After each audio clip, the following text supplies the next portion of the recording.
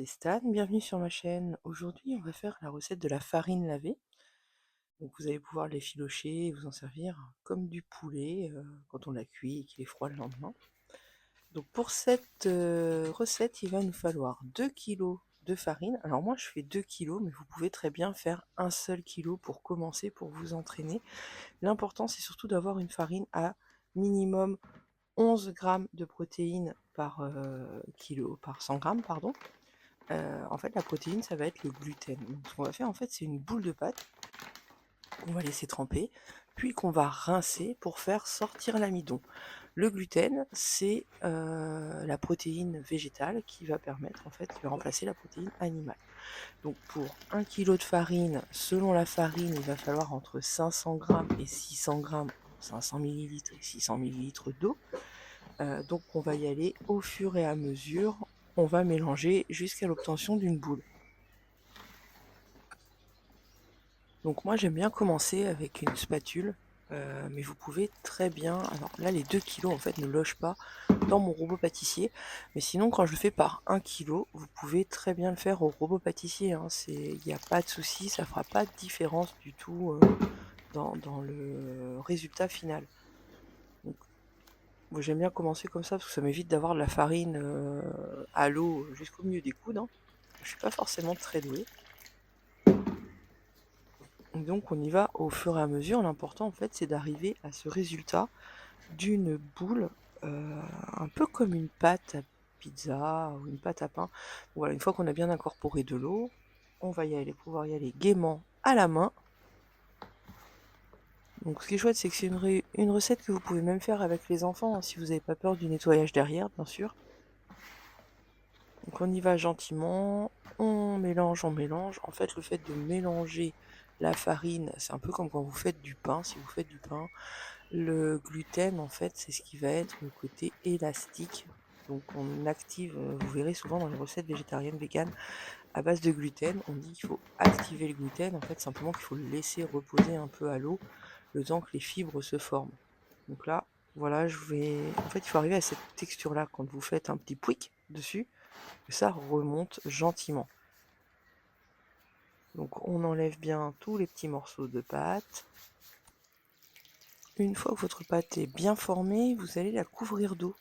Et là, on va l'oublier. En fait, l'idée, c'est vraiment de laisser la pâte se reposer dans de l'eau, que le gluten s'active correctement.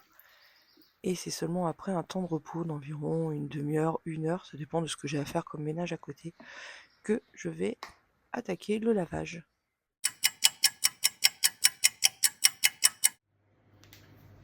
Donc voilà, vous avez récupéré votre bassine saladier avec votre boule d'eau. Et là, on va pouvoir commencer à extraire l'amidon, l'idée étant de garder uniquement le gluten. Donc, vous voyez déjà la pâte est beaucoup plus élastique. Et nous, ce qu'on veut, c'est vraiment garder juste l'élasticité. À la fin, on va avoir une boule qui va tirer un petit peu vers le jaune, qui va être très élastique. Donc on presse bien. Donc là, je vous montre sur le plan de travail, mais vous verrez après, moi je le fais directement dans l'évier. On n'hésite pas en fait, vraiment, on presse comme si on voulait faire sortir l'amidon, en l'occurrence, c'est ce qu'on essaye de faire vraiment comme une éponge, hein. Faut pas hésiter, on y va gaiement. Voilà, hein, toujours si vous avez des enfants, vous pouvez y aller avec eux, ça les éclatera d'en mettre partout.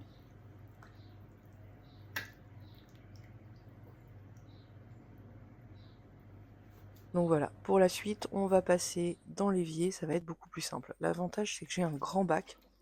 Donc, des rinçages comme ça, on va en faire à peu près entre 7 et 9. Ça va vraiment dépendre de la farine que vous avez.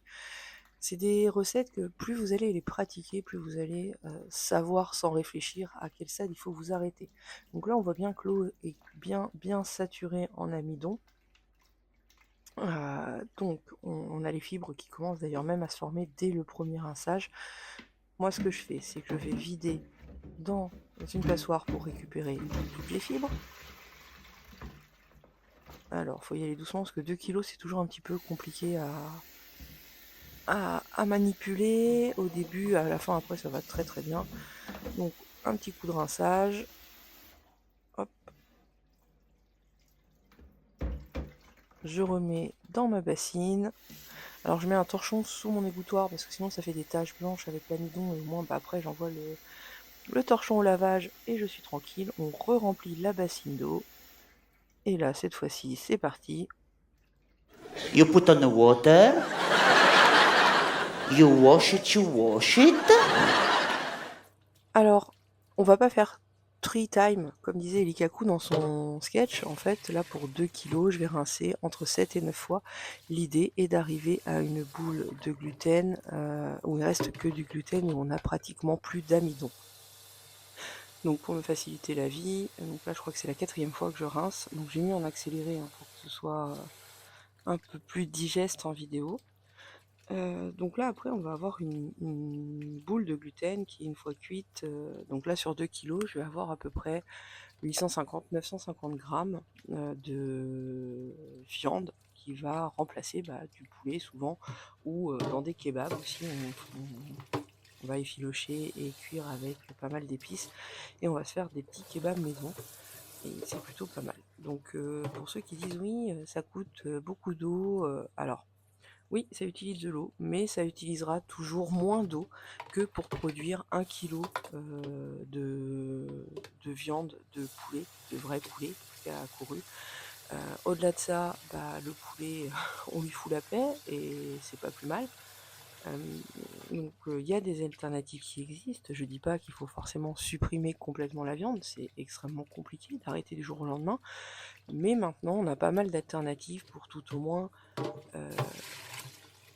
limiter. Même si vous mangez de la viande encore 2, 3, 4 fois par semaine sur 14 repas, le midi et le soir, ce sera toujours mieux que d'en bouffer 14 fois, ça c'est sûr et certain. Ça sera mieux pour votre porte-monnaie aussi, parce que là, pour 800-900 grammes de viande, entre guillemets, on va être à peu près allé à 4 euros, 4,50 €. On a 2 fois 1,30 € de farine. Et vous voyez, je compte très très large pour les épices, le gaz et l'eau. Mais surtout, vous évitez de tuer un poulet, qui n'a rien demandé à personne. L'avantage aussi, c'est que maintenant, on a beaucoup de chaînes françaises qui vont vous expliquer comment remplacer la viande avec des recettes sympas, savoureuses. Moi, quand je suis devenue végétarienne, il y a pratiquement 12 ans, le tofu, on n'en trouvait pratiquement pas, sauf en magasin asiatique. Tout ce qui est les produits, les protéines de soja texturées, les protéines de pois texturées, les yuba, pour ceux qui connaissent, donc c'est de la peau de soja qui a été séchée, qui peut être très sympa à cuisiner si c'est bien cuisiné. Tout ça, on n'avait pas. Quand on cherchait des informations sur comment remplacer la viande, on avait les lentilles, les pois chiches, point barre, des steaks de céréales maison. Je crois que c'est la première recette qu'on a fait à la maison pour remplacer la viande. Et depuis, on a trouvé des choses bien plus savoureuses que seulement mélanger du pois chiche, des haricots, de la farine d'avoine, faire une boule et avoir un pâtise pour remplacer à la place du steak. Donc voilà. Donc là, les solutions, elles existent. Donc pour votre porte-monnaie, ça peut. Souvent, on arrête parce que la viande, ça coûte cher. Ça coûte cher en argent et ça coûte cher en vie de petits animaux qui n'ont rien demandé. Donc on referme la parenthèse et on se retrouve au dernier lavage. Donc là, on le voit bien, la boule est beaucoup plus jaune et élastique. On pourrait rincer encore plus, mais après, on va avoir quelque chose de très caoutchouteux. Et donc là, on va la laisser reposer une trentaine de minutes pour enlever l'eau. Donc on a bien égoutté la pâte et là on va l'étaler, donc ça s'étire à la main et on va venir l'aromatiser. Donc pour parfumer la viande, vous avez libre cours, hein. Moi personnellement le mélange que j'aime bien c'est champignons secs en poudre, paprika, de l'ail, de l'ail. Donc on saupoudre bien en fait, faut être généreux là sur les épices parce que gardez à l'esprit qu'à la base la farine comme le gluten ça a pas de goût. Donc moi mon mélange préféré c'est que vous voyez c'est champignons, paprika, ail, herbes de Provence et j'aime bien rajouter un petit peu de bouillon de poulet, aromatisé poulet. Donc ça c'est complètement optionnel, on trouve ça en magasin asiatique mais je trouve que ça donne un bon petit goût. Donc on fait sur un côté, on pénètre, on appuie bien pour que ça pénètre et on retourne et on va faire la même chose de l'autre côté. Et donc de l'autre côté, bon alors vous voyez, je me prends pas du tout, il n'y a pas de sens pour les épices, hein. L'important c'est que ce soit épicé. Donc on y va. J'ai accéléré pour que ce soit toujours un peu plus digeste pour vous. Bon après pour les épices vous mettez vraiment ce que vous voulez, hein. Des fois je mets du cumin, vous avez deux solutions, c'est soit vous pouvez faire... Alors moi j'aime faire de la viande très épicée dès le départ, parce qu'après je la mange froide souvent pour le petit déjeuner, parce que je mange pas sucré au petit déj. Mais après vous pouvez aussi la faire un peu plus nature et aromatisée quand vous allez l'effilocher et le repoêler derrière. Donc là on a coupé le gluten une fois qu'il est bien aromatisé, on va couper 3 branches. Pourquoi? Parce qu'on va faire une tresse. L'idée c'est d'avoir le maximum de nœuds pour avoir du filandreux, un petit peu comme dans les fibres animales de viande, tout simplement.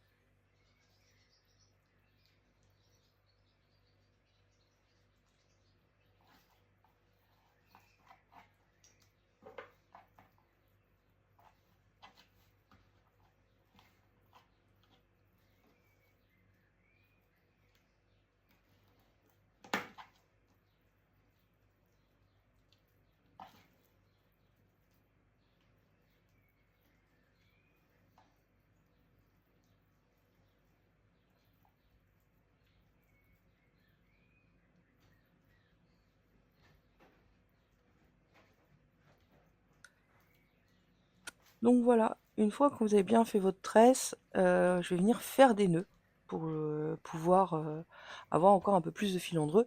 Alors pas de panique, hein, si vous savez pas faire de tresse, vous faites pas de tresse, vous faites un boudin, vous roulez la pâte que vous avez faite sur elle-même, vous faites des nœuds et ça marchera très bien.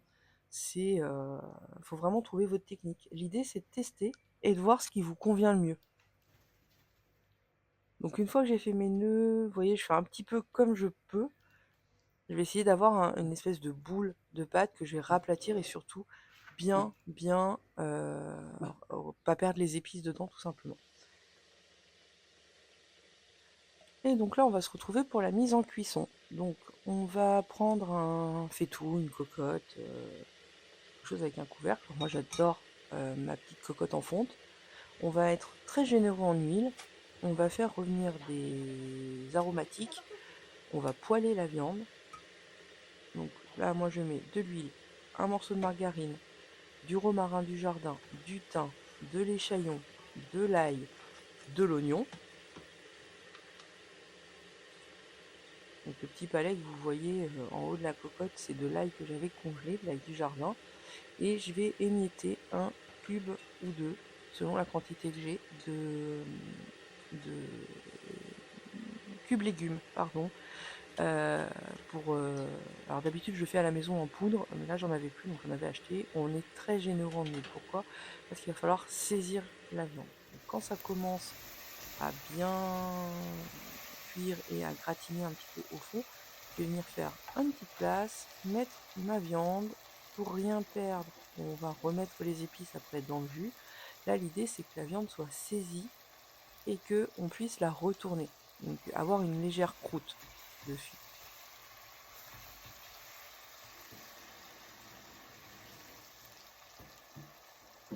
Donc là on la fait bien saisir.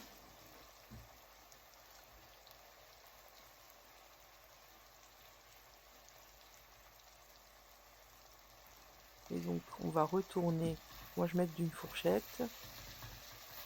À chaque fois en fait je gratte pour décoller un petit peu les sucres. Après ça va être décollé quand on va mettre le bouillon, hein, bien évidemment.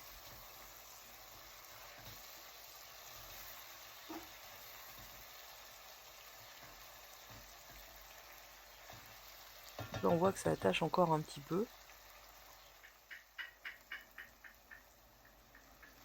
Et donc là on voit que ça se détache sans aucun problème. Donc on va pouvoir retourner.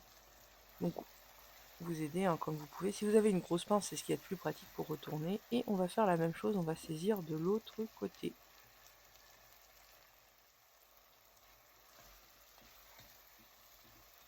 On veille bien en fait à griller toutes les faces de la viande.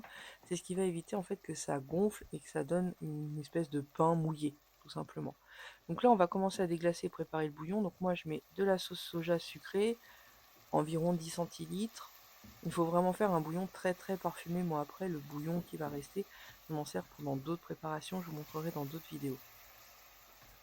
Donc là on voit bien que ça déglace, ça décolle les sucres.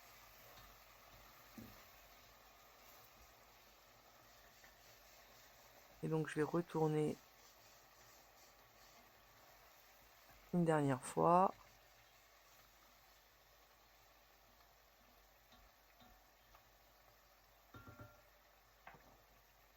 Donc là, toujours pour la préparation de mon bouillon, je mets une grosse cuillère à café de miso. Donc moi j'achète directement en magasin asiatique du miso brun.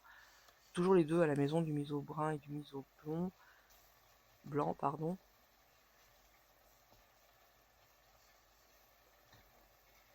Et à côté, donc moi j'ai préparé une bouilloire où j'ai commencé à faire chauffer de l'eau, frémir, il n'y a pas à peine que ce soit bouillant. Parce qu'en fait, après, on va cuire le gluten dans le bouillon, 45 minutes d'un côté, au bout de 45 minutes, on retourne de l'autre côté. On va le faire cuire dans un bouillon, mais on va jamais être dans un bouillon très chaud. On va toujours être dans un bouillon frémissant. En fait, si vous cuisez votre viande de gluten dans un bouillon trop chaud, la viande va être extrêmement caoutchouteuse. Donc il faut juste être vigilant pour ça. Donc là, je vais mettre mon eau chaude. J'ai baissé le son de la vidéo pour que ce soit supportable pour vous, mais c'est vrai que sinon ça fait un gros joli pchit, c'est super agréable, ça sent déjà extrêmement bon. Et donc là, on va couvrir. Donc on en profite pour bien décoller tout ce qui pouvait être au fond.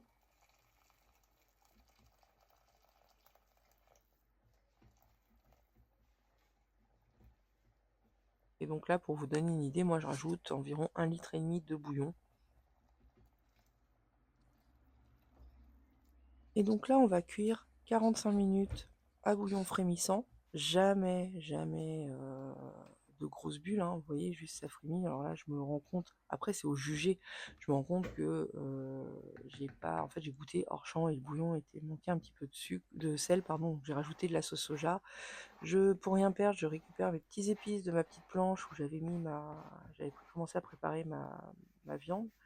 Et donc là, on va laisser cuire 45 minutes à frémissant d'un côté. Et au bout de 45 minutes, on va retourner de l'autre.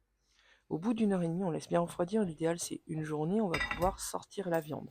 Donc là, on voit qu'on a perdu énormément de bouillon. Moi, le bouillon, après, je vais m'en servir dans d'autres préparations pour faire un jambon végétal. Donc si vous voulez la recette, dites-le moi en commentaire. On fera ensemble un jambon végétal. Donc là, je sors ma viande, je l'égoutte bien. Donc là, la viande, vous pouvez la garder une semaine au frigo. Vous pouvez la congeler, ça se congèle très bien. Vous pouvez la congeler comme ça, vous pouvez l'effilocher. Et là, vous pouvez en faire absolument ce que vous voulez. Dans une poêlée, et voilà. Donc j'espère que ça vous a plu. On se retrouve très vite pour une nouvelle recette. Dites-moi quelle recette vous aimeriez que je vous fasse. A très bientôt, au revoir.